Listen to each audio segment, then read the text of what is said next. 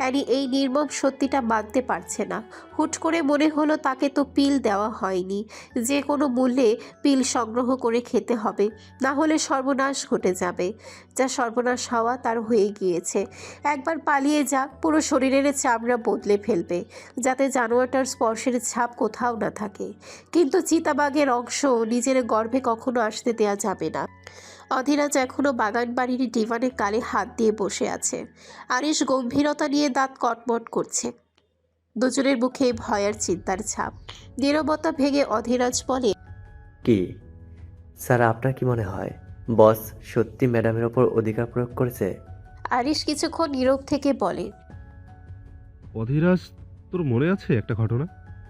অধীরাজ কপাল কুঁচকে বলে। আরিশ গ্রীবাদেশ নাড়িয়ে বলে, নেক আমাদের খুব অনাকাঙ্ক্ষিত প্রশ্ন করেছিল, মেয়েদের সব থেকে বড় দুর্বলতা কোথায়? অধীরাজ এখনো বুঝেনি, অবুঝের মতো উত্তর দেয়।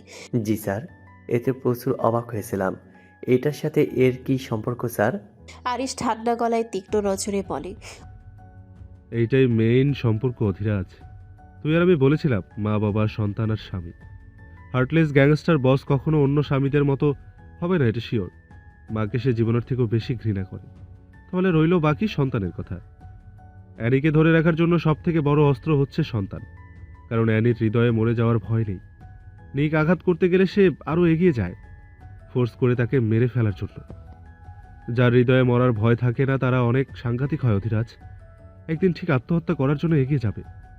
পুরো দুনিয়া না জানুক, কিন্তু আমি আরিশ জানি অ্যানিকে ছাড়া নিক 2 মিনিট শ্বাস পর্যন্ত নিতে পারবে না। অধীরাজ শুকনো ঢোক গিলে বলে, আর তার মানে বস ম্যাডামকে বাচ্চা মা বানাতে চাইছে?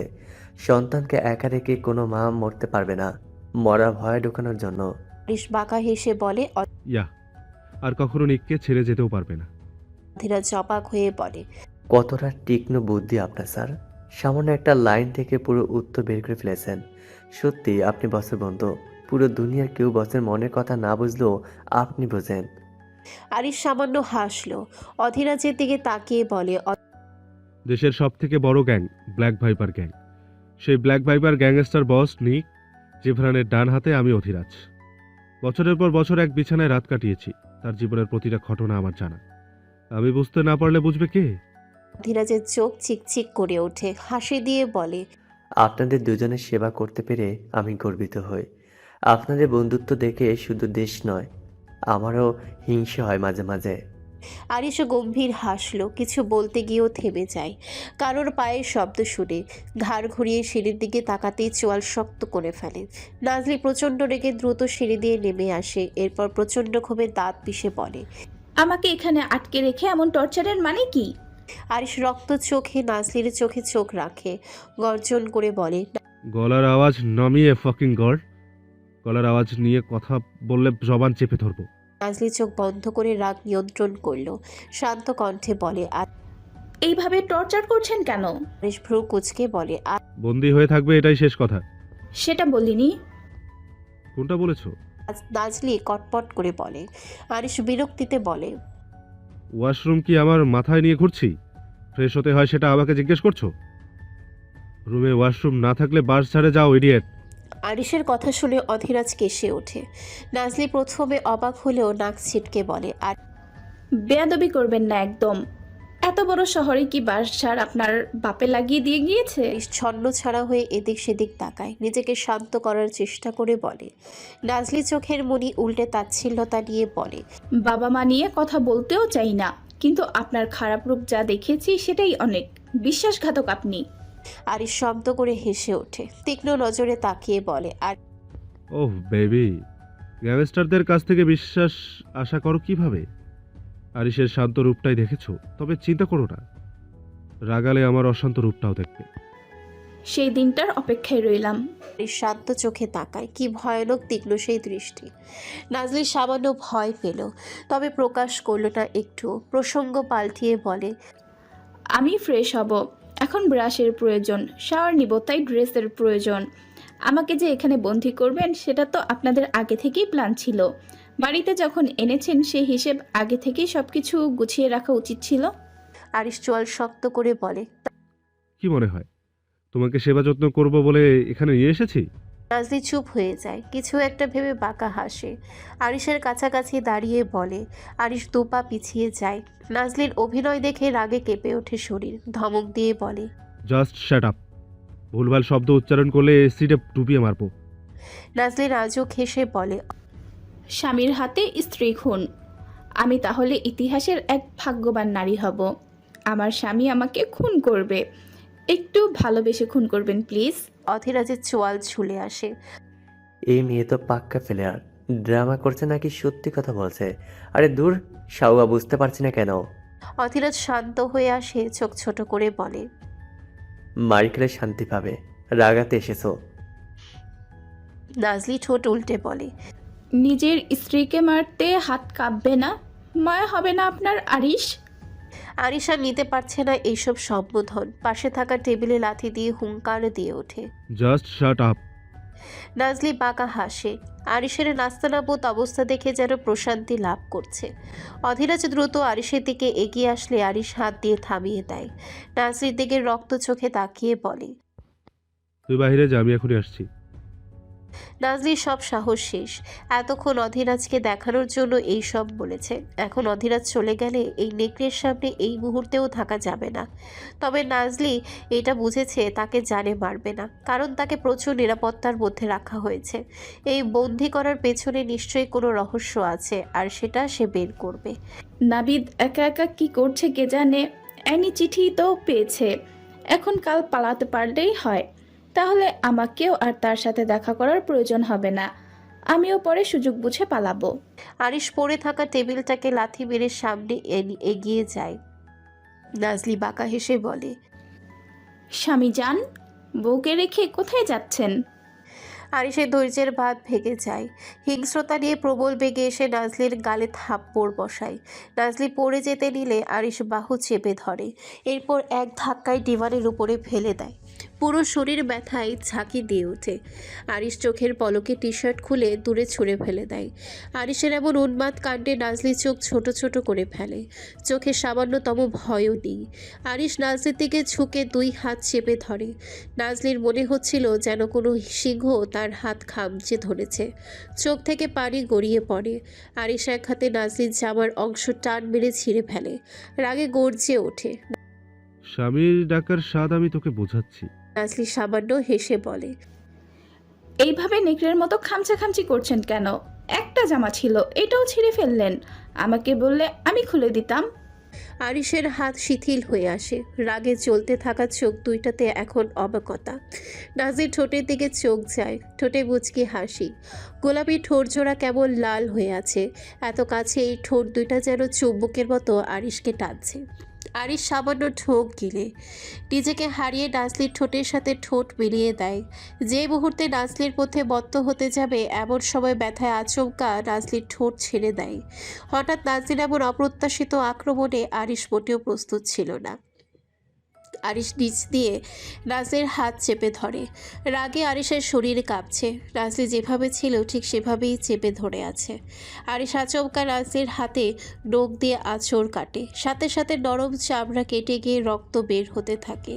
নাজলি আরিশকে ছেড়ে দেয়। হাতে রক্ত দেখে বিরক্তি নিয়ে বলে, হাত কেটে রক্ত বের করে ফেলেছেন? আরিশ নিচের দিকে তাকিয়ে এখনও ঘন ঘন শ্বাস টানছে, পুরো বুক লাল হয়ে আছে। নাজলি সেদিকে তাকিয়ে হেসে বলে, বেশি ব্যথা পেয়েছেন স্বামী যান? আজ তো জাস্ট ভবিষ্যৎ চেপে ধরেছি, আরেকবার আমার কাছে আসলে ভবিষ্যৎটাই অন্ধকার করে ফেলবো। আরিশ এখনও শ্বাস নিচ্ছে। এমন এক জায়গায় নাজলি আক্রমণ করেছে যে আরিশের সব শক্তি এক নিমেষেই ফুরিয়ে গিয়েছে। নাজলি ঠোঁট কামড়ে হেসে রুমের দিকে এগিয়ে যায়। সে জানে এর পরিণাম হিসেবে কঠিন মূল্য দিতে হবে, কিন্তু সে সব মূল্য দিতে প্রস্তুত। এমন নেকড়েকে সে শান্তিতে থাকতে দেবেই না। যখন জানে মারবে না তখন ভয় কিসের? আর যখন ইজ্জতের হাত দিতে যাবে তখন ঠিক আজকের মতোই চাঁদ বাবাকে চেপে ধরবো। আরিশের কোনো শব্দ না পেয়ে নাজলি ঘাড় ঘোরায় এক পলক দেখার জন্য। আরিশকে মাথা নিচু করে বসে থাকতে দেখে সামান্য হাসে, এরপর গলার আওয়াজ দিয়ে বলে, লজ্জা কেন পাচ্ছেন ক্রিমিনাল লিডার আরিশ? নিজের বই স্পর্শ করেছে, অন্য মেয়ে তো আর ধরেনি। তাই বলে এটা নিয়ে লজ্জায় বসে থাকবেন? আরে সাহস নিয়ে উঠে পড়ুন, আমার একমাত্র ক্রিমিনাল জামাই।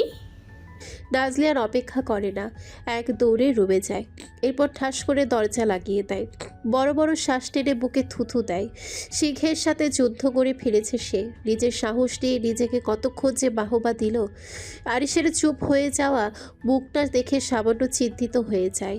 সামান্য ব্যথা পেয়ে এইভাবে বসে থাকার ছেলে তো সে নয়। এটা চুপ থাকা নয়, এটা হচ্ছে ঝড়ের পূর্বাভাস। নাজলি ভয়ে ঠোক গিলে। জঙ্গল জুড়ে রহস্যজনক রক্তের ছাপ। আফ্রিকার গভীর অরণ্য থেকে মানুষের হাড়গোড় আর মাংবিশেষ উদ্ধারে চাঞ্চল্যকর তথ্য। News desk. মধ্য আফ্রিকার এক অজানা ও গভীরতম বনাঞ্চলের ভেতরে সম্প্রতি যা আবিষ্কৃত হয়েছে তা যেন সভ্যতাকে চ্যালেঞ্জ জানায়। বিস্ময়, আতঙ্ক এবং প্রশ্নে মোড়ানো এক রহস্যময় সন্ধান ধরা দিয়েছে।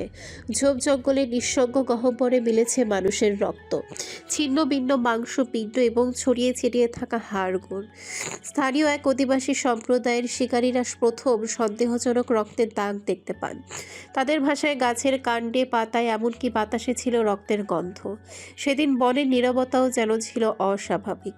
তদন্তকারীর দল ঘটনাস্থলে পৌঁছে দেখতে পান একাধিক হাড়ের টুকরো, ভাঙা কারোটি এবং মাংসের লপাট হওয়া অংশ ছড়িয়ে আছে, যার সবই স্পষ্টত মানবদেহের। এই নারকীয় দৃশ্যের সামনে দাঁড়িয়ে কেউ নির্লিপ্ত থাকতে পারেনি। তবে প্রশ্ন একটাই, এ কোন শক্তির খেলা? প্রাকৃতিক শত্রু নাকি মানবকুলেরই রক্ত পিপাসু চক্রান্ত? সম্ভাব্য দুটি তথ্য সামনে এসেছে। জঙ্গলি জন্তুর হামলা। স্থানীয় রেঞ্জারদের মতে এলাকা ঘিরে রয়েছে চিতা, হায়না এবং বিরল কিছু নিশাচর মাংসাশী প্রাণী। তবে মানুষের উপরে এত ভয়ানক ও বিস্তৃত আক্রমণের নজির খুব কমই আছে। পশুর কামড়ের নিদর্শন কিছু হাড়ে পাওয়া গেলেও পুরো ঘটনার ব্যাখ্যা তাতে মেলে না। নাকি মানুষের শত্রু? অন্যদিকে কিছু তদন্তকারী ও সাংবাদিক মনে করছেন এটি হতে পারে রিচুয়াল স্যাক্রিফাইস বা গোপন সহিংসতার ফল। আফ্রিকার নির্জন অরণ্যে বহু সময় এমন কাল্ট বা ভৌতিক সম্প্রদায়ের অস্তিত্বের কথা শোনা গেছে, যারা অন্ধবিশ্বাসে মানব বলির পথে হেঁটেছে। Broadcast script anchor studio. শান্ত কিন্তু কণ্ঠে উদ্বেগ। আফ্রিকার হৃদয়ে দাঁড়িয়ে থাকা সে বিশাল মেনশন যেন অভিশপ্ত কোনো প্রাসাদ, যার প্রতিটি প্রাচীর নীরবে বহন করে রক্তাক্ত ইতিহাসের ভার। আর প্রতিটি করিডোরে ছড়িয়ে আছে অপরাধের নিঃসঙ্গ প্রতিধ্বনি। সিংহদ্বার পেরোনোর মুহূর্তে স্পষ্ট হয় এই প্রাঙ্গণ কোনো জীবনের নয়। এখানে কেবল টিকে থাকে ক্ষমতা, ভয় আর নীরব শাস্তি। উৎসর উঠোন জুড়ে ছড়িয়ে আছে কংক্রিটের নীরবতা। একটিও ফুলের গাছ নেই। প্রাণের স্পর্শ নিষিদ্ধ এই জমিনে। মৃত প্রকৃতির এই অরণ্যে দাঁড়িয়ে আছে নিক, চোখে আগ্নেয় ক্রোধের দ্যুতি। দেখেই বোঝা যাচ্ছে বুকের ভেতরে কোনো এক বিস্ফোরণ আটকে রেখেছে কেবল সুযোগের অপেক্ষায়। তার পাশেই নিরুত্তাপ অথচ অবিচল হয়ে দাঁড়িয়ে আছে অধীরাজ, চোখে অদৃশ্য শীতলতা আর ভয়। সামনে একটা ডার্ক স্টিলের চেয়ারে বসে আছে আরিশ, আর চোখের গভীরে জমে আছে নৃশংসতা। মুখে জমাট বাঁধা অনুতাপ। কপাল কুঁচকে একবার নিকের দিকে তাকায়। এই অচঞ্চল দৃশ্যের প্রহরী হয়ে দাঁড়িয়ে আছে একদল সশস্ত্র দেহরক্ষী, প্রতিটি যেন এক একটি মানবকৃতির প্রাচীর। মুখে কোনো ভাবলেশ নেই, চোখে কেবল মৃত্যু সংকেত। তাদের চলনে নেই শব্দ, কিন্তু তাদের উপস্থিতি এক অদৃশ্য ভয়ের তরঙ্গ বইয়ে দেয় মেনশনের বাতাসে। এ স্থানের নিস্তব্ধতা এমন এক প্রগাঢ় স্তব্ধতা যা শব্দের চেয়েও বেশি কর্কশ। সময় এখানে থমকে গেছে কোনো এক রক্তাক্ত মুহূর্তের জন্য। এখানে ভালো মন্দের লেশ মাত্র নেই, কেবল এক অনিবার্য হিসাব নিকেশের প্রতীক্ষা, যেখানে জীবন ও মৃত্যু এক সূক্ষ্ম সীমানার দাঁড়িয়ে মুখোমুখি তাকিয়ে থাকে। আরিশ সামান্য গলা খাকারি দিয়ে বলে, এখনো কেন রেগে আছিস তুই? তুই তো সময় মতো ডাক্তার ইসাবেলাকে পেয়েছিস। তোর কথা অনুযায়ী সারা রাত সজাগ ছিলাম, টর্চার সেলেও যাইনি, একবারের জন্য রক্ত নিয়ে উল্লাস করিনি, সামান্য ওয়াইনও খাইনি। তোর জন্য এত স্যাক্রিফাইস করলাম, অথচ এখন চোখ দিয়ে ভস্য করে দিচ্ছিস। ভয় পাচ্ছি বাল, চোখ নামা। নিক দাঁত পিষে প্রগাঢ় ক্ষুদ্ধতা নিয়ে আরিশের দিকে তাকায়। আরিশ কৃত্রিম হাসি ফুটিয়ে মিনমিন করে বলে, আর ওকে, জ্বালাবো না আর। আগে বল, অ্যারির সাথে কি করেছিস? আবারও জ্বলন্ত কয়লার উপর হারিয়েছিস নাকি? আরিশের তির্যক দৃষ্টি। নিক গ্রীবাদেশ নাড়িয়ে ওয়াইডে চুমুক দেয়। এরপর চারিপাশে এক পলক তাকিয়ে শান্ত কণ্ঠে বলে। অধীরাজ চোখ বড় বড় করে ফেলে, কিছু একটা ভেবে ভয়ে ঢোক গেলে। আরিশ ঠোঁটের নিচে কামড়ে ধরে ঘন ঘন নিঃশ্বাস টানে। বুকের ভেতরে চিনচিন ব্যথা অনুভব হচ্ছে। নিজের সুপ্ত অনুভূতিটাকে চাপা দিয়ে স্বাভাবিক গলায় বলে। বেঁচে আছে মেয়েটা? নিক বিরক্ত হয় প্রচুর, রাগ দেখিয়ে বলে। আমি বাঘ নাকি ভাল্লুক?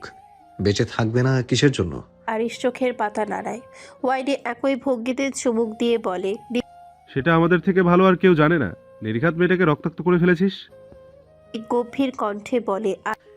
স্বাভাবিক। নিক জেভরানের ব্যক্তিগত জিনিস হতে গেলে এতটুকু আঘাত সহ্য করতেই হবে। সামনে আরো অনেক কিছুর মোকাবেলা করতে হবে। দুর্বল নারী হলে কখনো টিকবে না। আরিশ সামান্য ভয় নিয়ে বলে। একটু দেখা করতে পারি? ট্রাস্ট মি, তোর বউয়ের মুখের দিকে তাকাবো না, মেয়েটাকে একটু দেখে চলে আসবো। নিক ঈগল দৃষ্টিতে তাকায় আরিশের দিকে। চোখ থেকে যেন রক্ত ঝরছে। চারপাশে গার্ড বিধায় আক্রমণ করেনি, না হলে একটা আক্রমণের শিকার সে বর্তমানে হতো। নিকের চোখের ভাষা বুঝতে আরিশের অসুবিধা হয়নি। অধরে হাসি ফুটিয়ে হাসার চেষ্টা করে বলে। এমনি বলছি। তোর বউ আমি কেন দেখতে যাব? দুনিয়া উল্টে যাক, তবুও তোর বউয়ের দিকে তাকাবো না। তবুও রেগে যাস না। নিক কিছুটা শান্ত হয়ে নিঃশ্বাস টানে, গম্ভীরতা টেনে বাঁকা হেসে বলে। শুধু তুই নয়, আর কেউ এই মেয়েকে দেখতে পারবে না। যেদিন ওকে আমার বন্দিনী করেছিলাম সেদিন থেকে ওর বাহিরের জগৎ নিষিদ্ধ হয়ে গেছে। চার দেয়ালের ভেতরে হবে ওর জীবন। আমি ছাড়া কেউ দেখতে পারবে না। আমাকে দেখে আজীবন সময় পার করবে। আরিশ গম্ভীরতা টেনে বলে। মুক্ত আকাশে উড়ে বেড়ানো পাখিকে হুট করে তুই বন্দি করেছিস নিক। বাইরের আলো বাতাস না দেখলে মেয়েটা মানসিক রোগীতে পরিণত হবে। নিক সাবলীল উত্তর দেয়। হবে না। এতটা বিশ্বাস? তোদের চিন্তা না করলেও চলবে। আমি তাকে বন্দি করিনি, বরং সে আমার বন্দিনী হয়েছে।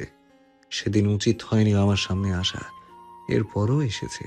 আরিশ ফুস করে নিঃশ্বাস টেনে বলে। আমার ঘাড়ে যে ঝামেলা দিয়েছিস সেটাকে কি করব? একদিনে আমাকে জ্বালিয়ে মেরেছে, জানা নেই কতক্ষণ কন্ট্রোল করতে পারবো। নিক ভ্রু কুচকে বলে। কাল মেয়ে গিয়েছে আর আজই নিজেকে কন্ট্রোল করতে পারছিস না? আরিশ অবাক হয়ে বলে। তুই কোন কন্ট্রোলের কথা বলছিস? নিক বিরক্তিতে বলে। আরিশ চোল শক্ত করে ফেলে দাঁত পিষে বলে। চুপ থাক শালা, এমন কিছু ইঙ্গিত করিনি। রাগ কন্ট্রোলের কথা বলেছি। বেশি তেরিং বেরিং করলে ট্রাস্ট মি নিক, গলা চেপে ধরবো। নিক গম্ভীরতা টেনে বলে। বর্তমানে সে তোর আন্ডারে আছে, এখন তুই কি করবি সেটা তোর ব্যাপার। এরপর অধীরাজের দিকে দৃষ্টি ঘুরিয়ে বলে। আমার শ্যাডো কোথায়? অধীরাজ সামনের দিকে ইশারা দিয়ে বলে। নিক সামনে বেঁধে রেখেছি বস। হাত দিয়ে ইশারা করে বলে। নিয়ে আসো আমার কাছে, কাল থেকে দেখিনি। অধীরাজ আদেশ মতো এগিয়ে যায়। সেখানে গিয়েই চোখ বড় বড় করে ফেলে, ভয়ে সামান্য ঢোক গেলে। নির্ঘাত এখন তার গর্দান যাবে এই অপরাধে। অধীরাজ শ্যাডোর দিকে তাকিয়ে বলে। বাইসারও আর কিছু করতে হবে না, চলে আয় আমার সাথে। শ্যাডোর কোনো হেলদোল নেই, সে নিজের কাজে ব্যস্ত। অধীরাজ বিরক্তি দিয়ে বলে। কুকুর হয়েও বার্দিনীটি শেষ করে ফেলেছে, অথচ আমি এখনো পারিনি। অধীরাজ শ্যাডোর দিকে এক পলক তাকিয়ে পুনরায় নিক আর আরিশের কাছে যায়। অধীরাজকে খালি হাতে ফিরতে দেখে নিক কপাল কুঁচকে বলে। হোয়াট? অধীরাজ মিনমিনিয়ে বলে। স্যার, একটা সর্বনাশ ঘটে গিয়েছে। নিক সাথে সাথে বসা থেকে দাঁড়িয়ে যায়। অধীরাজের দিকে তাকিয়ে গর্জে ওঠে। যদি ওর কিছু হয় তাহলে আমি তোকে খুন করব। নিক আর দাঁড়ায় না। আরিশ ভ্রু নাচিয়ে তাকায় অধীরাজের দিকে। অধীরাজ অসহায় বুক করে বলে। গেলেই দেখতে পারবেন স্যার। ফোয়ারার কাছে তিনজন যায়। সামনে তাকাতেই আরিশ হতভম্ব হয়ে যায়। নিক ঠোঁট কামড়ে দাঁড়িয়ে আছে। শ্যাডো একটা মেয়ে কুকুরের সাথে সঙ্গমে লিপ্ত হয়ে আছে। আরিশ কোনো রকম নিজের হাসিটাকে আটকে রেখেছে। নিকের দিকে তাকিয়ে বলে। মালিক করেছে রাতে, তার শিষ্য করেছে দিনে। কি মিল তোদের ভাই? নিক রেগে তাকিয়ে আরিশের দিকে চোয়াল শক্ত করে বলে। এখানে বেঁধেছিস কেন? অধীরাজ আমতা আমতা করে বলে। যখন বিদেশি তখন এইটা ছিল না। সত্যি কথা বলছি বস, জানি না কোথা থেকে চলে আসলো। আরিশ অধৈর্য হয়ে শ্যাডোর দিকে তাকিয়ে বলে। চলে আয়, গ্যাংস্টার বসের শিষ্য। মেরে ফেলবি না হলে বেচারিকে।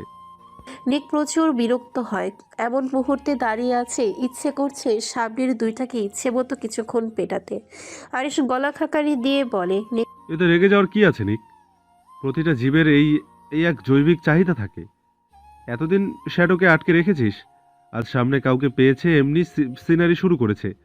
তোর শিষ্য ভাই, তোর মতো হওয়া স্বাভাবিক। চোয়াল শক্ত করে ধমকে ওঠে। Just shut up idiot. দ্রুত আলাদা কর এদের। আমি চাই না আমার শ্যারোর মতো দ্বিতীয় কেউ হোক। পুরো পৃথিবীতে সে একজনই আছে। আরিশ বোকার মতো করে তাকিয়ে বলে। দ্বিতীয় কেউ মানে? নিক সামনে এগিয়ে যেতে যেতে বলে। প্রজন্ম ঘটে যাবে। অধীরাজের মস্তিষ্ক এতক্ষণ নড়ে ওঠে, সে তো এটা ভুলে গিয়েছিল। নিক সবসময় শ্যাডোকে আলাদা করে রাখত, ভুলেও অন্য কোনো কুকুরের সাথে মিশতে দেয় না। আর শ্যাডো সাধারণ কুকুর নয়, সে একা হাজারজন লোকের দেহ ছিঁড়ে খেয়েছে গ্যাংস্টার বসের এক ইশারাতে। তাকে তিলে তিলে তৈরি করা হয়েছে হিংস্র হায়না রূপে, তীক্ষ্ণ শিকারীর মতো তার ঘোলাটে দুইটা চোখ। অধীরাজের হুঁশ ফিরে নিকের গম্ভীর কর্কশ আওয়াজে। শ্যারো, কাম, ছেড়ে আসো এটাকে। কুকুরটা মরে যাচ্ছে। গ্যাংস্টার বসের এই সামান্য বাক্যে কী ছিল জানা নেই। একটা প্রাণী এই বাক্যে মাথা নত করে ফেলে। নিকের আদেশ মতো মতো থেমে যায়, শান্ত দৃষ্টি নিক্ষেপ করে তার গুরুর দিকে। নিক বাটিতে পড়ে থাকা অর্ধমৃত কুকুরটির দিকে তাকায়, এরপর একজন গার্ডকে ইশারা করে বলে, বাইরে রেখে আসো এটাকে। দুইজন গার্ড সম্মতি জানিয়ে আদেশ অনুসারে কুকুরটাকে সরিয়ে নিয়ে যায়। শ্যাডো একদম নিকের শরীরে ঘেঁষে দাঁড়ায়। আরিশ মুখ বাঁকায় সেদিকে তাকিয়ে, কপাল কুঁচকে বলে, রাস্তাঘাটে রাস্তাঘাটে মেয়ে দেখে ইজ্জত লুটে নিয়েছিস। তোর ক্যারেক্টার এত খারাপ কেন? অধীরা অবাক হয়ে তাকায় আরিশের দিকে। স্যার, এটা কুকুর। আরিশ ধমকে ওঠে। কি হয়েছে তাতে? নিজেকে সামলাতে না পেরে তো ঠিকই চলে গেল। শ্যাডোর কথায় মানে বুঝলো না। আরিশের দিকে তাকিয়ে উচ্চস্বরে ঘ্যাও ঘ্যাও করে ওঠে। আরিশ নিকের দিকে তাকিয়ে বলে, তোর কুকুরকে চেঁচাতে না কর। ফরজ গোসল করিয়ে পবিত্র করিয়ে আন দ্রুত। নিক ভ্রু নাচিয়ে তাকায় আরিশের দিকে, রেগে বলে। কুকুর কাকে বলছিস? আরিশ সহজভাবে বলে, শ্যাডোকে। নিক রেগে চোয়াল শক্ত করে ফেলে। কুকুর নয় সে। আরিশ ইলহাম যদি নিক জেফরানের ডান হাত হয়, তাহলে শ্যাডো আর হান্টার হচ্ছে নিকের বাম হাত। কুকুর বলবি না ওকে। আরিশ সামান্য হাসে, পর মুহূর্তে মুড চেঞ্জ করে বলে, কুকুর আর নেকড়ের সাথে আমাকে মিলাচ্ছিস? নিক সাবলীলভাবে উত্তর দেয়, সন্দেহ নেই, শ্যাডো আর হান্টার তোর থেকেও বুদ্ধিমান, তাই। কথার মধ্যে থেমে যায় আচমকা। হঠাৎই নিস্তব্ধ আকাশ চিরে ছুটে এলো এক ঝড়ের উন্মত্ত গান লাইটের তীব্রতা। অদৃশ্য মৃত্যু নিঃশ্বাস ফেলে কানের কাছে এসে ফিসফিস করছে। নিক ঘাড়ে আঙ্গুল ঘেঁষে নিচের ঠোঁট খামড়ে ধরে, বড় একটা শ্বাস নিয়ে তীক্ষ্ণ চোখে আরিশের দিকে তাকায়। নিকের চোখ দেখে কপাল কুঁচকে ফেলে, উকি দিয়ে সামনে তাকাতে চোয়াল শক্ত করে ফেলে। নিক স্বভাবতই ক্ষিপ্র ও প্রতিক্রিয়াশীল মুহূর্তকে সতর্ক হয়ে ওঠে। অদৃশ্য আতঙ্কের ঘ্রাণে তারা তিনজনই ছায়ার মতন সরে যায়। গুলি যাকে যাকে ছুটে আসে, তাদের শরীরকে এড়িয়ে গুলি ছিন্ন বিচ্ছিন্ন করে দেয় দূরের নির্জন একটা অংশকে। তবে আচমকা একটিমাত্র বুলেট ছিন্ন করে নিকের ডান হাতের মাংস। তপ্তলোহিত রক্ত ছিটকে পড়ে মেঝেতে, লাল রক্ত ভেসে যায় টকবকে প্রতিরোধের আগুনে ঘোলা। ব্যথায় নিকের মুখমণ্ডল ফুটে ওঠে এক অন্ধকার রূপান্তর। সে ধীরে নিজেকে ধাতস্থ করে নেয়, এরপর অব্যর্থ ঘূর্ণিতে ঘুরে তাকায় পেছনে। তার ধূসর চোখ দুইটা জ্বলছে, নিরুদ্দেশ জঙ্গলের মতো অদ্ভুত নিস্পন্দ, যেন চোখ নয়, দুটি অতল গহ্বর, নির্দেশহীন, ভয়ানক নীরব প্রতিশোধে পূর্ণ। চারিপাশ হঠাৎ স্থবির হয়ে যায়, নিঃশব্দ আতঙ্ক ঘিরে ধরে পরিবেশকে। বাতাস ভারী হয়ে ওঠে তাজা রক্তের গন্ধে। আরিশ নিকের বাহু চেপে ধরে, তাজা রক্ত গড়িয়ে পড়ছে। পরনের শার্টটা দ্রুততার সাথে খুলে ফেলে, এরপর ক্ষতস্থানে বেঁধে দেয় রক্ত বন্ধ হওয়ার জন্য। আরিশের এমন অধৈর্য ব্যবহার দেখে নিক উদ্ভটভাবে নিঃশব্দে হাসে। অধীরাজ রিভলভার নিয়ে অনেক আগে আগন্তুকের উদ্দেশ্যে চলে গিয়েছে। মেনশনের পেছনে একটা অনেক বড় গাছ আছে, সেই গাছের উপর থেকে গুলিবিদ্ধ করা হয়েছে। লোকটা নামার আগে গ্যাংস্টার বসের দেহরক্ষীর সম্মুখীন হয়ে পড়ে। আরিশ নিকের হাত ধরে বসাতে চায়, নিক বিরক্তিতে না করে দেয়। আরিশ রাগ দেখিয়ে বলে, পুরো দুনিয়ার সামনে গ্যাংস্টার বস হলেও আমার সামনে অন্তত হতে পাসিস না। তোকে বসতে বলেছি, দ্রুত বসে পড়। এখন ড্রেসিং না করলে রক্তক্ষরণ হবে প্রচুর। নিক হাত ছিটকে বলে। প্রয়োজন নেই এইসবের, একটু পরে এমনিতেও বন্ধ হয়ে যাবে। আরিশ তপ্ত শ্বাস ফেলে, নিকের দিকে তাকিয়ে গম্ভীর স্বরে বলে। পস্তাবি কিন্তু পরে। মানে? আরিশ চেয়ারে বসে বলে। তুই যদি ভুলেও গুরুতর অসুস্থ হয়ে পড়িস তাহলে কিন্তু অ্যানি পালানোর সুযোগ পেয়ে যাবে। আর তাছাড়া কায়াত, ইগর আর অন্যান্যদের সাথে লড়াই করবে কে? সমস্ত গার্ডদের মেরে এদিকে তুলে নিয়ে যাবে। উইক থাকলে তাদের বিরুদ্ধে লড়াইও করতে পারবি না। আরিশ কথাটা শেষ করে চোরা চোখে নিকের দিকে তাকায়। নিক গম্ভীরতা নিয়ে দাঁড়িয়ে আছে। আরিশ আরও কিছু বলবে তার আগেই নিক অধৈর্য হয়ে বলে। যা করবি দ্রুত কর। আরিশ ঠোঁট বাঁকিয়ে হাসে। গ্যাংস্টার বসের শরীরে আজকাল মেডিসিন থেকে অ্যানি নামক মেডিসিন বেশি কাজ করছে। শার্ট খুলে ক্ষতস্থান ভালোভাবে চেক করে, এরপর প্রয়োজনীয় যা যা দরকার সব কিছু ধীরে ধীরে করতে থাকে। রক্তাক্ত হাতে ব্যথার ঘূর্ণি নিয়ে গ্যাংস্টার বস বিশাল চেয়ারে হেলান দিয়ে বসে আছেন, কিন্তু চোখ দুটো যেন আগুনের মতো জ্বলছে। বর্তমানে দৃষ্টি দিয়ে ছিন্নভিন্ন করে দিতে পারতেন গোটা পৃথিবী। তার থোকা থোকা কালো রক্ত ভেজা জামা নিঃশব্দে ঘোষণা করছে আরেকটা রক্তপাত ঘটিবে, তাও বিকৃতভাবে। ধুলিমাখা মেঝের উপরে কর্কশ কাঁধে হাত রাখা দুই দেহরক্ষী ও অধিরাজ এক বিকৃত প্রাণ অপরাধীকে টেনে হিচড়ে নিয়ে এলো। গায়ে রক্ত মাখামাখি, মুখ থেতলানো চিহ্ন, চোখে নিঃশেষিত আতঙ্ক। নিক আর আরিশের সামনে এসে ছুঁড়ে ফেলা হলো তাকে। একটি মলিন পুতুলের মতো হয়ে আছে, যার মেরুদণ্ড আর প্রতিরোধ দুইটাই একসাথে ভেঙে গেছে। পুরো জায়গায় নেমে এলো অদ্ভুত এক স্তব্ধতা। শব্দ নেই একটুও। সবাই নিশ্চুপ হয়ে দাঁড়িয়ে আছে। কেবল বাতাসের মধ্যে ধ্বনিত হচ্ছে প্রতিশোধের অনুচ্চারিত সংলাপ। গ্যাংস্টার বস আস্তে করে উঠে দাঁড়ালেন। ভারী বুটের শব্দ বাতাসে ধাক্কা খেয়ে ফিরে আসছে। নিক সামনে এগিয়ে আসে, মুখ একদম শীতল ঠান্ডা গলায় বলে। মারতে এসেছিলি? লোকটা কেঁপে উঠল। তার চোখ এখন অনুনয়ের ক্লান্ত, ঠোঁট কাঁপছে ভীষণভাবে, গলা শুকিয়ে গেছে, আত্মা যেন গলে গলে ঝরে পড়ছে। কিন্তু নিক থামেনি। ধীরে ধীরে হাত তুললেন একটা ধাতব জিনিস, একটা হ্যান্ডগান তুললেন মেঝে থেকে, যেটায় তারই রক্ত লেগে আছে। সে রক্তমাখা বন্দুকটা লোকটার কপালের কাছে এনে ঠেকালেন। জীবনে সব থেকে বড় ভুল করেছিস। কে পাঠিয়েছে তোকে? নিক ফিসফিস করে কথাটা বলে, কিন্তু সেই স্তরেই যেন বজ্রপাত ঘটে। লোকটা এখন কাছে শব্দহীনভাবে, মুখের পেশি কাঁপছে অস্বাভাবিকভাবে, শরীরের সমস্ত অহংকার গলে গিয়ে এক টুকরো বয়লার মতো মাটিতে পড়ে আছে। নিকে হিংস্রতা নিয়ে গর্জে ওঠে। শালা মাদারফাকার, বলছিস না কেন? লোকটা কেঁপে ওঠে, কান্না করে দিয়ে বলে। নিক কিছুক্ষণ ঠোঁট কামড়ে রাখে। আরিশ জল শক্ত করে কয়েকটা বিশ্রী গালি দেয়। নিক পাগলের মতো এদিক সেদিক তাকায়, ডান হাত দিয়ে একটা রড তুলে নেয়। এরপর লোকটাকে বুঝে ওঠার আগে বাম চোখে ঢুকিয়ে দেয়।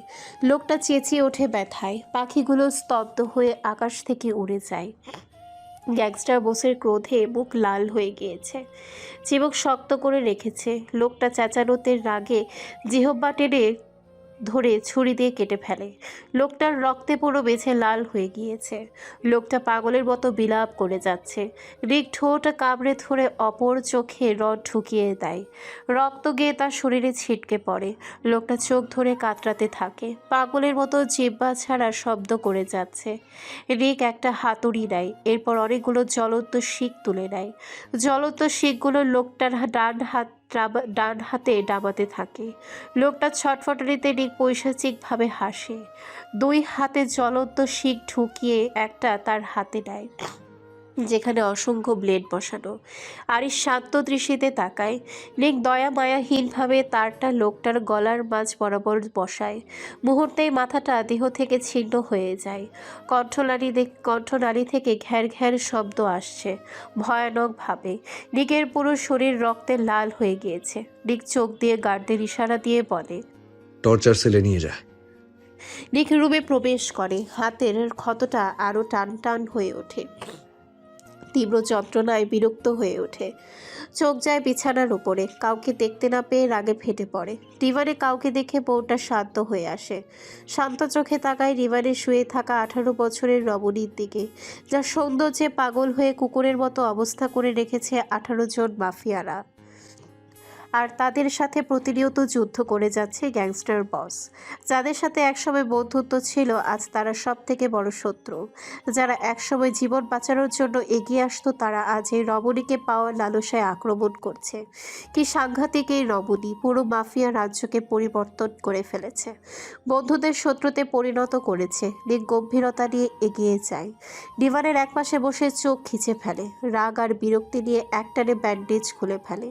সাথে সাথে তরল রক্ত গড়িয়ে পড়তে থাকে। নিকের সেদিকে কোনো হেলদোল নেই, চোখ বন্ধ করে হেলান দিয়ে বসে, হাত থেকে তরল রক্ত পড়ছে।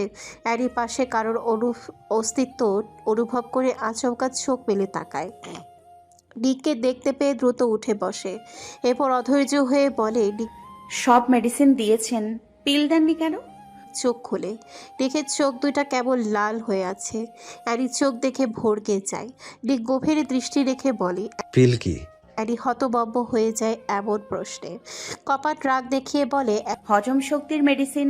আমার খাবার হজম হচ্ছে না, তাই আপাতত খেতে চাচ্ছি। নিক শান্ত কণ্ঠে বলে, খেতে হবে না এইসব। কিন্তু আমি খেতে চাচ্ছি। সকাল থেকে আপনার অপেক্ষায় ছিলাম, চারদিকে তালাবদ্ধ, কারোর কাছ থেকে নেওয়ারও সুযোগ নেই। আমাকে মেডিসিন দিন। আচমকা নিক ধমকে ওঠে। বললাম না খেতে হবে না। নিকের এমন ভয়ানক ধমকে অ্যানি কেঁপে ওঠে, কান্না করে ওঠে মেয়েটা। জ্বরে এমনিতেই পুরো দিন ধরে নাস্তানাবুদ অবস্থা। মেডিসিনের ফলে ব্যথা কমলেও শরীর ব্যাজ ব্যাজ করছে, অস্থির লাগছে ভেতরে। কান্না আটকে ভাঙা গলায় বলে, আমি মেডিসিন চাই। নিকে রাগ নিয়ন্ত্রণ করে, শক্ত হাত দুইটা দিয়ে অ্যানির দুর্বল শরীরটা নিজের কাছে নিয়ে আসে। এরপর কাটা ঠোঁটে শক্ত করে চুমু খেয়ে বলে, খেতে হবে না এইসব। অ্যানির শরীর ঘৃণায় ছটফট করে ওঠে। নিকের স্পর্শ যেন বিষাক্ত কাটার মতো গিয়ে ক্ষত করে। কেন খাবো না? নিক ঠান্ডা কণ্ঠে বলে, এখানে এইসব মেডিসিন পাওয়া যায় না। অ্যানি অবাক হয়ে বলে, নিক মানে? গ্রীবাদেশ নাড়িয়ে বলে, তোমার চাওয়া মেডিসিন এখানে পাওয়া যায় না, এইসব এখানে তৈরি হয় না। তাহলে দম্পতি কি খায়? খেতে হবে কেন? রিচুয়াল শক্ত করে ফেলে। খেতে হবে কেন মানে? পুরো দেশ তাহলে বাচ্চা দিয়ে পূরণ হয়ে যাবে। নিক ঠোঁট কামড়ে হাসলো। আজ কেন জানি কোনো রাগ হচ্ছে না, আঘাত করতে ইচ্ছে করছে না। অ্যানি কিছু বলতে গিয়েও থেমে যায়। নিকের রক্তাক্ত হাত দেখে আটকে ওঠে, সাহায্য করতে গিয়েও থেমে যায়। নিকের প্রতি ঠিক এতটা ঘৃণা জমেছে যে মৃত্যুর যন্ত্রণাতে কাতরালেও হয়তো মুখে পানি দেবে না।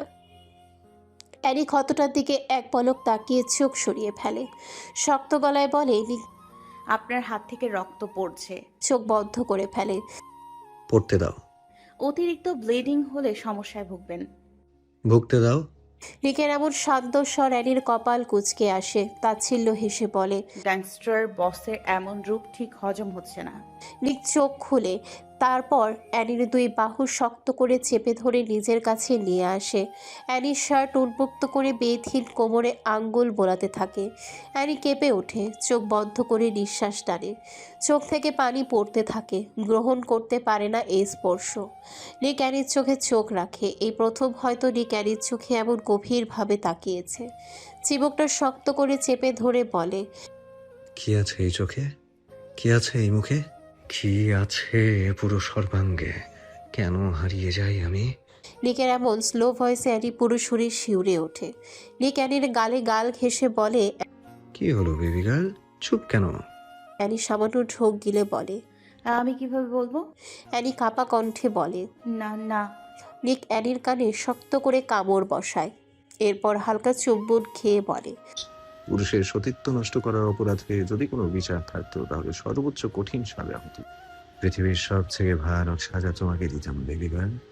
থেমে নিঃশ্বাস নিয়ে বলে, খুব ভয়ানক নারী তুমি, ভয়ানক সাজা পাবে তুমি রাতে দিনের যখন আমার ইচ্ছে হবে। অ্যানি বরফের মতো জমে যাচ্ছে। নিকের ফিসফাসানি কথা ওর পুরো কায়া কাঁপিয়ে তুলছে। কি হয়েছে লোকটার? এমন অস্বাভাবিক শান্তভাবে কেন কথা বলছে? অ্যানি ঠিক অ্যানি ঠোঁট ভিজিয়ে বলে, আমাকে যে পুরো জাতির সামনে কলঙ্কিত করেছেন, সবাই আমাকে রক্ষিতা হিসেবে চেনে। সব করেছেন আপনি, অথচ ভুক্তভোগী আমি। কলঙ্ক কখনো পুরুষকে স্পর্শ করতে পারে না। কলঙ্ক নিয়ে বাঁচতে হয় নারীদের, আর আমি সেই নারী যে কলঙ্কিত না হয়েও কলঙ্কিত। নিক আচমকা অ্যানির গলা চেপে ধরে, কণ্ঠে খাদ নামিয়ে বলে। আমার স্পর্শে কলঙ্কিত হয়েছ, এত আফসোস কিসের? অ্যানি চোখ বন্ধ করে ফেলে, নিঃশ্বাস টেনে বলে, 3 মাস যাবৎ আমি এই বদ্ধ রুমে বন্দি। আর কত অন্ধকারে থাকবো? একটু বাহিরটা দেখতে চাই, আর পারছি না থাকতে। নিক কপাল কুঁচকে বলে। বাহিরে গিয়ে কি দেখবে? কাকে দেখতে চাও? অ্যানি স্বাভাবিক গলায় বলে, প্রকৃতি দেখতে চাই, দিনের আলো উপভোগ করতে চাই, সবকিছু দেখতে চাই। নিক সামান্য রেগে বলে। আমাকে দেখো। অ্যানি অবাক হয়ে বলে, আপনাকে তো প্রতিনিয়ত দেখতে পাচ্ছি, কিন্তু বাহিরের জগৎ তো দেখি না। নিক হাতের বাঁধন আরো শক্ত করে, গলায় চাপ প্রয়োগ করে বলে, জ্ঞান হারাবে না, কিছু দেখতে হবে না। আমাকে দেখবে সারাদিন। যদি বলো সামনে বসে থাকবো, বাট আমি ব্যতীত অন্য কিছু দেখতে চাওয়ার স্পর্ধা দেখাবে না। আমি রেগে গেলে কন্ট্রোল করতে পারবে না। শান্ত আছি, শান্ত থাকতে দাও। অ্যানি কিছু বলতে গিয়েও থেমে যায়। নিক অ্যানির ঠোঁট চেপে ধরে। অ্যানির শরীরে ঘেমে যাচ্ছে। নিকের চাহনি কেমন অস্বাভাবিক। যে চোখের সাথে সে প্রতিনিয়ত পরিচিত, আজ সে চোখ নয়। আজ চোখে কোনো হিংস্রতা বা রাগ নেই, কেমন অস্বাভাবিক হয়ে আছে। অ্যানি সামান্য ঢোক গিলল। নিক অ্যানির গলায় মুখ ডুবিয়ে বলে। অ্যানি নিকের ইঙ্গিত বুঝে শিউরে ওঠে, এক হাত দিয়ে ধাক্কা মেরে বলে, শরীরের ক্ষত এখনো তাজা। নিক অ্যানির গলায় ছোট তিলটায় কামড় বসিয়ে বলে। মেডিসিন আছে। অ্যানি কিছু বলতে গিয়েও থেমে যায়। এতক্ষণ শান্ত থাকা মাফিয়া বস হুট করে হিংস্র হয়ে ওঠে। প্রগাঢ় ক্ষুদ্রতায় অ্যানির হাত পা বেঁধে ফেলে। অ্যানি ভয়ে কাঁপছে। নিক ঠিক কতটা হিংস্র চিতাবাঘ সেটা এক রাতের মধ্যে অ্যানির ধারণা হয়ে গিয়েছে। মুহূর্তের মধ্যে অ্যানি পুরোটা নিকের বন্ধনে আবদ্ধ হয়ে যায়। অ্যানি আতঙ্কে জমে গিয়ে বলে, আপনার হাত থেকে রক্ত পড়ছে। নিক অ্যানির শার্টে হাত রেখে বলে। যেটা ঠিক থাকার সেটা আছে। হাত জাহান্নামে যাক। চোখ বন্ধ করে ফেলে, মনে মনে চাপা আর্তনাদ করে ওঠে। আবারও এই ঘৃণিত ব্যক্তির স্পর্শ পেতে হচ্ছে। নিক সময়ের ব্যবধানে অ্যানির মধ্যে ডুব দিতে থাকে। সময় যাচ্ছে, মুহূর্ত যাচ্ছে, আবারও সেই হিংস্র অত্যাচার। যে স্পর্শ কোনো দয়া মায়া ছিল না, অ্যানি সহ্য করে নিচ্ছে সেই স্পর্শটুকু। অধীরাজ পেনশন থেকে বের হয়ে গাড়ির কাছে যায়, উদ্দেশ্য টর্চার সেলে যাওয়া। আচমকা একটা মেয়ে এসে দাঁড়ায় সামনে। অধীরাজ প্রথমে রেগে গেলেও পর মুহূর্তে শান্ত হয়ে যায়। বিরক্তি নিয়ে তাকায় রমণীর দিকে। অধীরাজের এমন বিরক্তি চেহারা দেখেও রমণী রাগ করেনি, উল্টা একটা মিষ্টি হাসি উপহার দিয়ে বলে, কেমন আছো? অধীরাজ রমণীর প্রশ্নকে উপেক্ষা করে সামনে এগিয়ে যায়। মেয়েটা ভাঙা গলায় বলে, কথা বলবে না আমার সাথে? প্রশ্ন করেছি আমি, এমন নির্দয়ের মতো এড়িয়ে যাচ্ছ কেন? রমণীর বিষাদময় কণ্ঠ শুনে অধীরাজের পা দুইটা থেমে যায়। নিজেকে ধাতস্থ করে পুনরায় আগের জায়গায় এসে বসে। সুঠামদেহী কালো কুচকুচে আফ্রিকান সুদর্শন পুরুষটিকে রমণী এক দৃষ্টিতে দেখতে থাকে। মেয়েটা পুনরায় প্রশ্ন করে, কেমন আছো? অধীরাজ রাগ দেখাতে গিয়েও থেমে যায়। গম্ভীরতা টেনে বলে। অসুস্থ থাকার কথা ছিল। মেয়েটা মুচকি হাসি দিয়ে বলে, হুম, প্রতিদিন যিশুর কাছে তোমার জন্য সুস্থতা কামনা করি। অধীরাজ বড় করে নিঃশ্বাস নিয়ে বলে, তানভি নিজে বাড়িতে যাও, এখানে তোমার জন্য নিরাপদ নয়। তানভীর সাবলীল ভঙ্গিতে বলে। তুমি নিরাপত্তা নিশ্চিত করে দাও। অধীরাজ চোখ বন্ধ করে ফেলে। কিছুক্ষণের মধ্যেই নিজের স্বভাবে ফিরে আসে। কপাট রাগ দেখিয়ে বলে, এখানে এসেছো কেন? অধীরাজ তাকায় তানভীর দিকে। তানভীর অধরে মিষ্টির হাসি। তানভীর ঠোঁটের দিকে কিছুক্ষণ তাকিয়ে পর মুহূর্তে দৃষ্টি সংযত করে ফেলে। শক্ত গলায় বলে, না।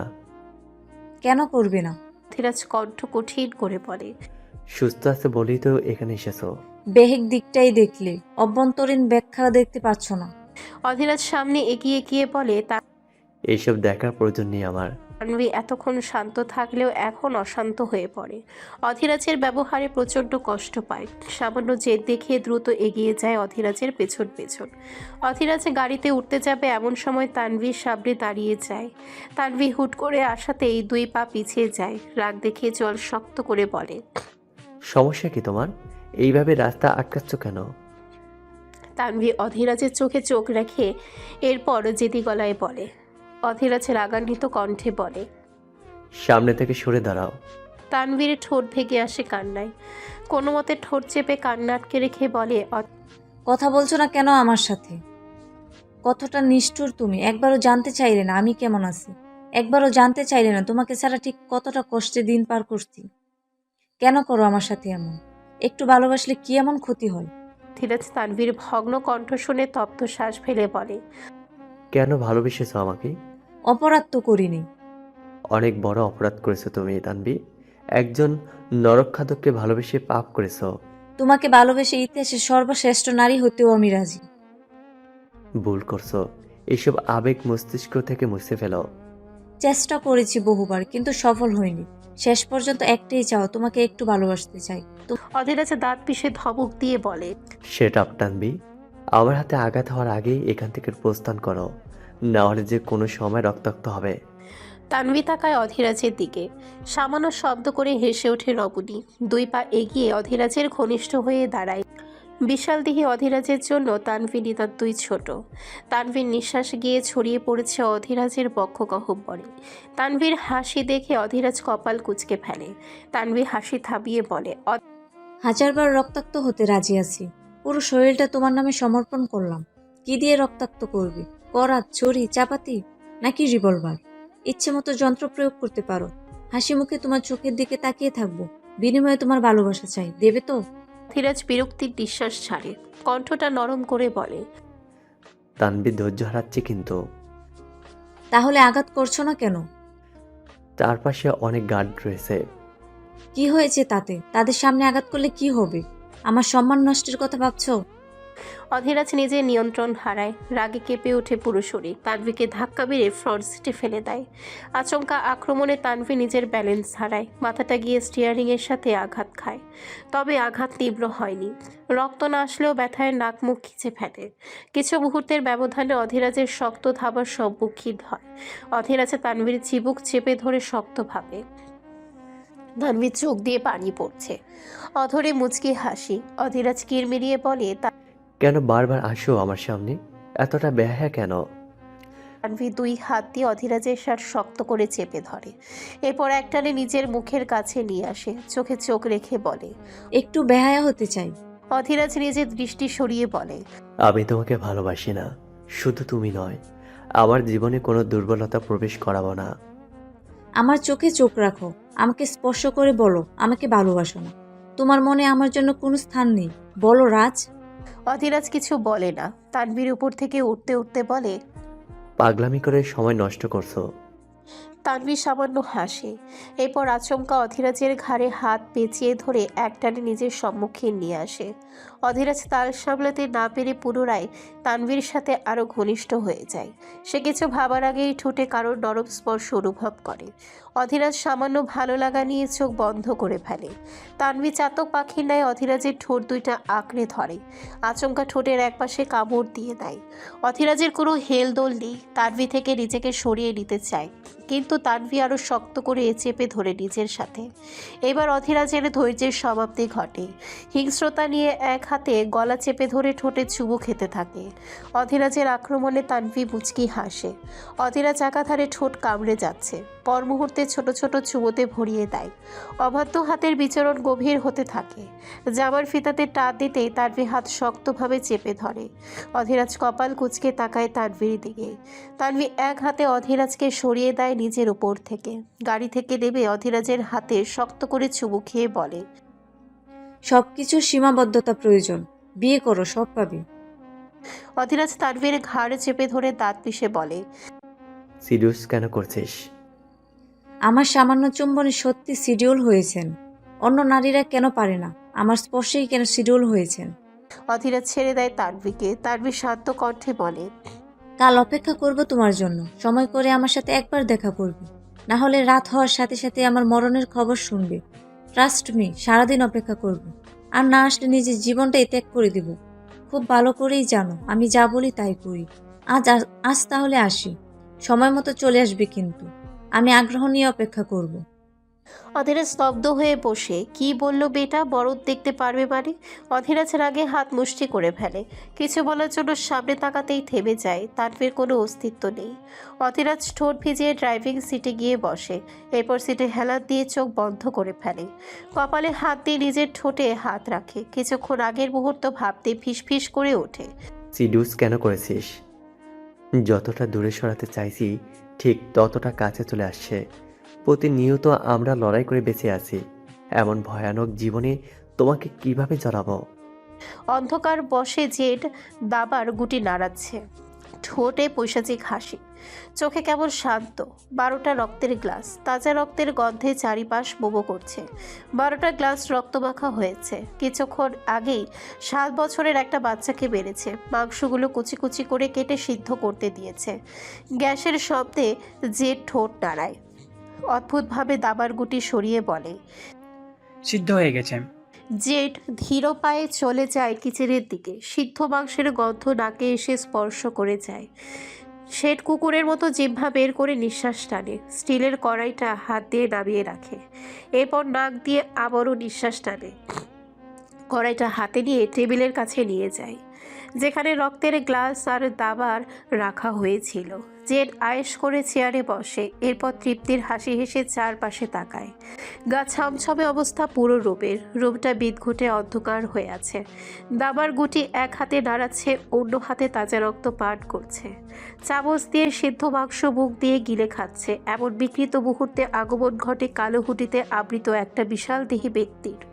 যে সেদিকে কপাল কুঁচকে তাকায়, ব্যক্তিটাকে চিনতে পেরে বলে, তুমি এখানে? কালো হুডি পরার ব্যক্তিটা সামনে এগিয়ে আসে, টেবিলের সামনে মাংস আর রক্তের আয়োজন দেখে বিরক্তির শ্বাস ফেলে বলে। মেয়েটাকে তুই মেরেছিস? জেড গুটি নাড়িয়ে বলে। কোন মেয়ে? দৈনিক তো অনেক মেয়েকেই মারি। ব্যক্তিটা কপাট রাগ দেখিয়ে বলে, শুয়োরের বাচ্চা, কাল জঙ্গলে যেটাকে মেরেছিস সেটার কথা বলেছি। নিউজে দেখেছি জঙ্গল থেকে রক্ত আর হাড় ভাঙা মাংসের টুকরো পেয়েছে। জেড শান্তভাবে বলে, শিওর কিভাবে হয়েছে এটা মেয়ে ছিল? ল্যাবে মাংসের টুকরো থেকে শনাক্ত করা হয়েছে। জেড বিকৃতভাবে হাসে। হুডি পরা লোকটা চোয়াল শক্ত করে বলে। জেড পুনরায় ভ্রু নাচিয়ে বলে। হুডি কিভাবে বুঝলে? পরা লোকটা জেডের গলা চেপে ধরে বলে, শালা তো রসালীন স্পার্ম পাওয়া গিয়েছে। জেড হুডি পরা লোকটা থেকে নিজেকে সরিয়ে নিয়ে বলে, ব্যথা পাচ্ছি আমি। এভাবে কেউ চেপে ধরে? শত্রুদের যেভাবে মারো আমাকেও মারতে এসেছো নাকি? লোকটা রাগে হুঙ্কার দিয়ে ওঠে। রেপ কেন করেছিস? ইচ্ছে তো করছে জ্যান্ত কবর দিয়ে ফেলি। শুধুমাত্র একটার জন্য বাধা পড়ে আছি, নাহলে তোর হাড্ডি দিয়ে আমি নকশা বানাতাম, কুত্তার বাচ্চা। জেড বিকৃতভাবে হেসে ওঠে। হুডি পরা লোকটা রূপ থেকে বেরিয়ে যেতে যেতে বলে, তোকে এখানে আর রাখা যাবে না। কাল সকালে গ্লাস মিনারে এসে নিয়ে যাব। পালানোর চেষ্টা করবি না একদম। জেড রক্তের গ্লাস থেকে রক্তে চুমুক দিয়ে বলে। পালিয়ে আর যাবো কোথায়? হুডি পরা লোকটা আর দাঁড়ায় না, বড় বড় পা ফেলে চলে যায়। জেড পৈশাচিক হেসে নিজের কাজে মনোযোগ দেয়। প্রভাতের আকাশ যেন নবজাত সূর্যের আঁচে ধীরে ধীরে খুলে যাচ্ছে এক স্বর্ণাভ পর্দা। নিস্তব্ধতার গর্ভে জন্ম নিচ্ছে প্রথম আলো, যার কোমল স্পর্শে কাঁপতে থাকে শিশির ভেজা ঘাসের টকা। বাতাসে এক অদ্ভুত সতেজতা। প্রকৃতি নিজেই গভীর নিঃশ্বাস ফেলে পুনর্জন্ম দিচ্ছে। দূর কোনো গাছের ফাঁক দিয়ে কোকিলের ডাক ভেসে আসে, তার সুরে লুকিয়ে থাকে ঘুম ভাঙার স্নিগ্ধ আহ্বান। এই সকালের নরম স্নিগ্ধতায় বাতাসের প্রতিটি কণায়, পাতার প্রতিটি নড়াচড়ায় এক অব্যক্ত প্রাণী উচ্চারিত হয়। জীবন নিজেকে প্রতিদিন নতুনভাবে সংজ্ঞায়িত করে, আর প্রকৃতি সেই সংজ্ঞার সবচেয়ে নিঃশব্দ সাক্ষী। লোহা ঠোকার ধ্বনি যেন ঘরের নীরবতাকে বিদীর্ণ করে ছিন্ন ভিন্ন করে দিচ্ছে। চারিপাশে ঘন অন্ধকারের ভেতরে ঝুলে আছে এক লালচে আলো, রক্তের রঙের মতো। সে আলোয় তার ঘামে ভেজা পেশিগুলো জল করছে। গ্যাংস্টার বস জিম করছেন।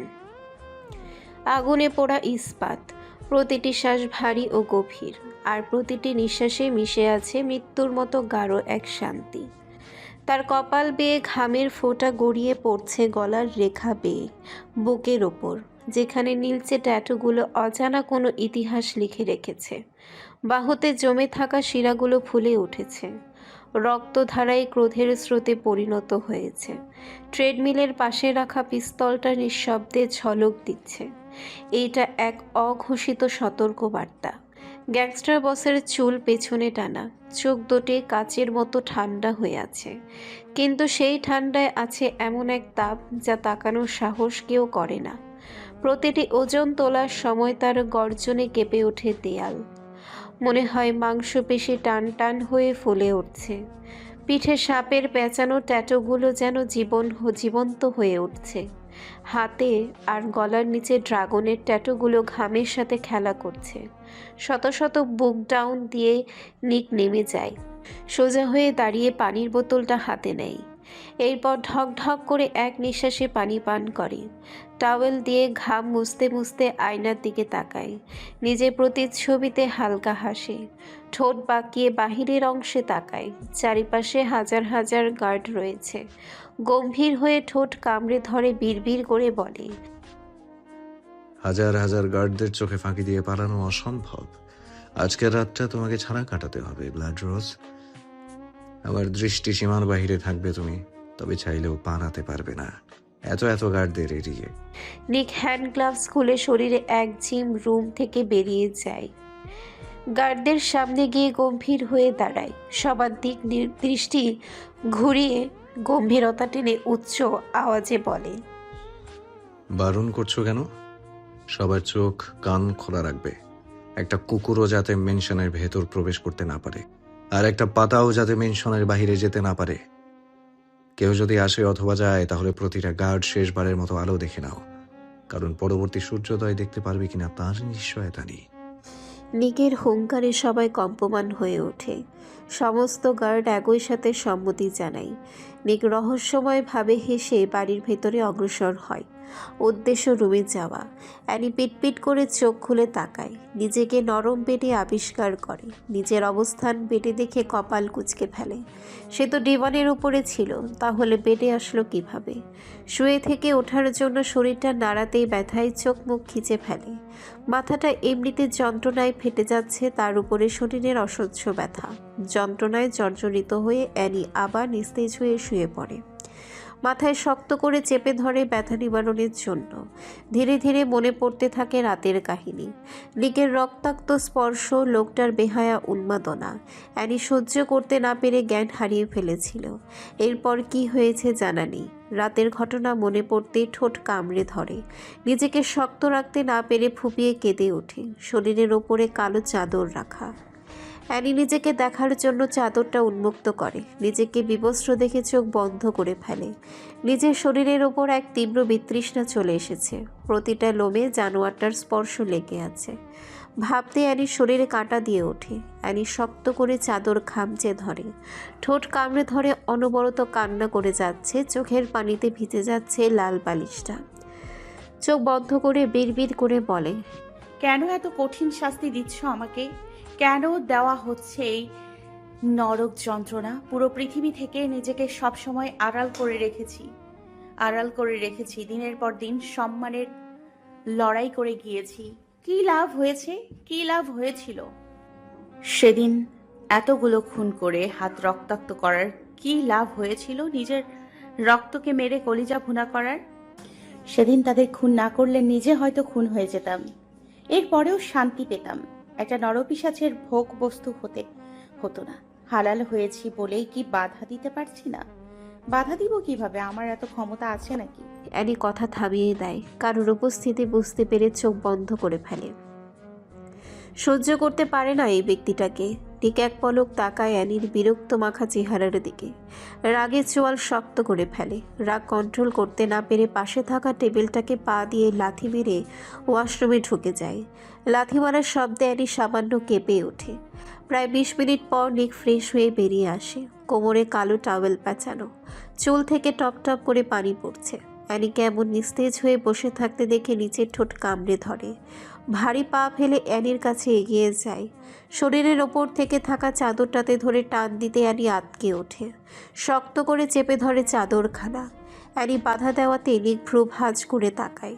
অ্যানি অসহায় মুখে অশ্রুসিক্ত নয়নে তাকিয়ে বলে, নিক কপাল কুঁচকে গম্ভীরতা নিয়ে বলে। অ্যানি বিড়বিড় করে বলে, আমার শরীরে কিছু নেই। চাদরটা নেবেন না প্লিজ। না না না প্লিজ। নিক বিরক্তি কণ্ঠে বলে, সব তো দেখে নিয়েছি, নতুন করে আর কি দেখবো? শাওয়ার নিবে না? অপবিত্র হয়ে শুয়ে থাকতে চাও? অ্যানি চাদরখানা আরো শক্ত করে চেপে ধরে বলে। না প্লিজ, আমি এমনিতেও অপবিত্র। অ্যানির এই লাইনটা একদম সহ্য হলো না। রাগে চল শক্ত করে হ্যাঁচ কাটানে চাদরটা টান দেয়, পুরোটা চাদর সরিয়ে মেঝেতে ছিটকে ফেলে দেয়। অ্যানি লজ্জায় হতবম্ব হয়ে যায়, 2 হাত দিয়ে নিজেকে ঢাকার চেষ্টায় কান্না করে ওঠে। নিক একবারের জন্য অ্যানির দিকে তাকায় না, জানে একবার তাকালেই নিয়ন্ত্রণ হারিয়ে ফেলবে। 2 হাত দিয়ে অ্যানিকে পাজা কোলে করে তুলে নেয়, এরপর ধমকের সুরে বলে। অ্যানি সাময়িকের জন্য কান্না থামিয়ে দেয়। অ্যানিকে চুপ থাকতে দেখে নিক অধর বাঁকায়। ওয়াশরুমে ঢুকে বাথটাবে রাখে আলতোভাবে। ঠান্ডা পানি শরীরে পড়তেই পুরো শরীর জ্বলে ওঠে। তীব্র যন্ত্রণায় অ্যানি নিকের উন্মুক্ত শরীর খামচে দিয়ে ধরে। চোখ মুখ খিচে ফেলে মেয়েটা, কান্না করে ওঠে শব্দ করে। নিকের গলায় শক্ত করে জড়িয়ে ধরে বলে, আমি শাওয়ার নিব না, জ্বালা করছে প্রচন্ড। আমি নিব না শাওয়ার, আমাকে যেতে দিন রুমে। এই কথাটা বলে আরো কান্না করে ওঠে। মূলত সে ভুলে গিয়েছে পরিস্থিতি, নিজের অবস্থান, সামনে যেসব থেকে ঘৃণিত পুরুষটা দাঁড়িয়ে আছে তার কথা। নিকের গলা জড়িয়ে বাচ্চামো করতে থাকে, বারবার একই আওয়াজ উচ্চারণ করছে। আমি শাওয়ার নিব না। নিক অ্যানির বাচ্চামোগুলো দেখে শান্ত দৃষ্টি নিক্ষেপ করে, চোখ বন্ধ করে বড় করে নিঃশ্বাস টানে। অ্যানিকে নিজের শরীরের সাথে মিশিয়ে বলে। বেশি যন্ত্রণা হচ্ছে? অ্যানি কান্না করতে করতে ফুপিয়ে ওঠে। সহ্য করতে পারছি না, পুরো শরীরে মনে হচ্ছে আগুন ধরিয়ে দিচ্ছে। নিক কিছুক্ষণ ঠোঁট কামড়ে রাখলো, এরপর আচমকা অ্যানিকে বাথটব থেকে তুলে নেয়। দরজার দিকে এগিয়ে যেতে যেতে বলে। নিক অ্যানিকে বিছানায় বসায়। অ্যানি নিজের জ্ঞানে ফিরে আসে, দ্রুত নিজেকে ঢাকার জন্য পাশে থাকা আরেকটা চাদর তুলে নেয়, নিজের শরীরে উপরে ভালোভাবে রেখে পেঁচিয়ে বসে। নিক হাতে করে 2টা মেডিসিন এনে অ্যানির সামনে রাখে। অ্যানি মেডিসিনগুলোর দিকে এক পলক তাকিয়ে বলে। পিল দিয়েছেন? নিক কিছুক্ষণ নিশ্চুপ রইল, এরপর ঠান্ডা গলায় বলে। দিয়েছি। অ্যানি মেডিসিনের দিকে তাকিয়ে বলে। কোনটা? নিক ধৈর্য হারায়, কপাট রাগ দেখিয়ে ধমকে ওঠে। এত প্রশ্ন কেন করছো? যা দিয়েছি সেটাই খেয়ে নাও। নিকের ধমকে অ্যানি চুপ হয়ে যায়, সামান্য কেঁপে ওঠে ভেতরটা। নিক হাত থেকে মেডিসিন 2টা নিয়ে গিলে ফেলে। নিক সরে আসে সেখান থেকে। অ্যানি তাচ্ছিল্য হাসি দিয়ে বলে। নিজে ভোগ করে আবার নিজেই ব্যথা নিবারণ করছেন? ভোগ শব্দটা কর্ণে প্রবেশ করতেই নিক থেমে যায়। ঘাড় ঘুরিয়ে আনি তেজি চোখ দুটোর দিকে তাকায়। নিকের ধূসর চোখ 2টা ঝলঝল করে ওঠে ক্রোধে, দাঁত কটমট করতে থাকে রাগ কমানোর জন্য। ব্যর্থ প্রচেষ্টায় গ্যাংস্টার বস নিজেকে হারিয়ে ফেলে। প্রগাঢ় ক্ষুদ্রতা নিয়ে ঝড়ের বেগে অ্যানির চোয়াল শক্ত করে চেপে ধরে। রাগে কাঁপছে তার শরীর। বুড়ো আঙ্গুল দিয়ে অ্যানির ঠোঁটে স্লাইড করে শক্তভাবে, পুরো ঠোঁটে এমনিতেই ক্ষত, তার উপরে নিকের এমন স্পর্শে যেন জীবন বেরিয়ে আসবে। অ্যানি ছটফট করে ওঠে ছোটার জন্য। নিক রাগ সামলানোর জন্য আচমকা অ্যানির ঠোঁট 2টা ক্ষোভে নিজের ঠোঁটের ভাঁজে চেপে ধরে। দন্তের ঘর্ষণে অ্যানি সহ্য করতে না পেরে নিঃশব্দে কেঁদে ওঠে। নিক গলায় শক্ত করে চুমু দিয়ে ছেড়ে দেয়। নিককে ছেড়ে দিতে দেখে অ্যানি শক্ত গলায় বলে। উম্মাদ চিতাবাগ আপনি। নিক অ্যানির গাল শক্ত করে ধরে বলে। এর থেকেও ভয়ানক। ভোগ করার কথা কেন বললি? কে ভোগ করেছে তোকে? অ্যানি সামান্য হেসে ওঠে। নিকের কথায় ঠোঁট বাঁকিয়ে বলে। আপনাকে এখন নাম বলে বোঝাতে হবে গ্যাংস্টার বস। পুরো আমিটাকে আপনার নোংরা স্পর্শ দিয়ে কলুষিত করে ফেলেছেন। নিক অ্যানির গাল আরও চেপে ধরে, পেছনে চুলের মুঠি ধরে হুঙ্কার দিয়ে ওঠে। রাগাস কেন আমায়? শান্ত রূপ ভালো লাগে না, তাই না? অশান্ত নিক যে প্রাণের হিংস্র অত্যাচারিত রূপ দেখতে ভালো লাগে। এত জ্বালাস কেন আমাকে? দুনিয়ায় কি মেয়ের অভাব পড়েছে যে তোকে ভোগ করতে হবে? তোকে হালালভাবে স্পর্শ করেছি, যে স্পর্শে কোনো কলঙ্ক ছিল না। পুনরায় এই শব্দ ব্যবহার করলে ট্রাস্ট মি, সত্যিকার অর্থে ভোগ বস্তু বানিয়ে রাখবো। 1000টা পুরুষের হাত থেকে বাঁচিয়েছি, তাই ভালো লাগে না। সেদিন পাচার হলে অত্যাচারিত হয়ে নর্দমায় পড়ে থাকতি, নিলামে ওরা কিনে নিলে 18 জন গ্যাংস্টার। মূলত সেটাই ভালো ছিল, তোকে এখানে নিয়ে আসাই উচিত হয়নি। ছেড়ে কেন দিয়েছেন? দম বন্ধ করে মেরে ফেলতেন। নিক অ্যানির রাগী চেহারার দিকে তাকায়। অ্যানির ঠোঁট থেকে রক্তগুলো পুনরায় জিব্বা দিয়ে শুষে নেয়। এরপর গলায় হাত দিয়ে বলে, মেরে ফেললে এই স্বাদ গ্রহণ করব কোথা থেকে? ইউনো ব্লাড রোজ, তুমি প্রচুর টেস্টি। নিকের লাগামহীন কথায় অ্যানি চোখ খিচে ফেলে। কাঁপা গলায় বলে, কি টেস্টি? নিক ঠোঁট কামড়ে হাসল। গ্রীবাদেশ নাড়িয়ে বলে, হোয়াট জেব্রা? ওপর থেকে নিচ পর্যন্ত পুরোটাই। অ্যানির কান গরম হয়ে ওঠে। দাঁত পিষে নিকের থেকে ছাড়া পাওয়ার জন্য মরিয়া হয়ে ওঠে। রাগ দেখিয়ে শক্ত গলায় বলে, ছাড়ুন আমাকে, নির্লজ্জ আফ্রিকার জেব্রা। অ্যানির মুখে জেব্রার সম্বোধন শুনে নিক অবাক হয়ে রিপিট প্রশ্ন করে। অ্যানি নাকের পাটা ফুলিয়ে বলে, আপনার নাম নিক জেব্রা, রাইট?